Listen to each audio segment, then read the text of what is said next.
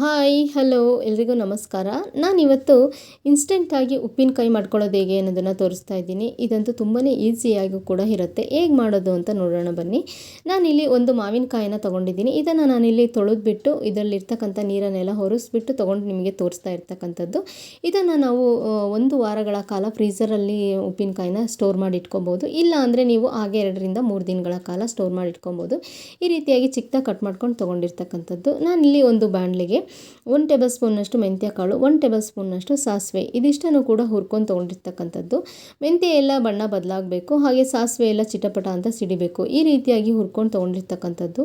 ಇದನ್ನು ಒಂದು ಕುಟಣಿಯಲ್ಲಿ ಸೇರಿಸ್ಬಿಟ್ಟು ನಾನು ಈ ರೀತಿಯಾಗಿ ಕುಟ್ಕೊಂಡು ತೊಗೊಂಡಿರ್ತಕ್ಕಂಥದ್ದು. ನೀವು ಜಾಸ್ತಿ ಪ್ರಮಾಣದಲ್ಲಿ ಮಾಡಿದ್ರೆ ಹಾಗೆ ನೀವು ಮಿಕ್ಸಿಯಲ್ಲೂ ಕೂಡ ಮಾಡ್ಕೊಬೋದು ಪೌಡರಾಗಿ. ಈ ರೀತಿಯಾಗಿ ನಾನು ಪೌಡರ್ ಮಾಡ್ಕೊಂಡಿದ್ದೀನಿ.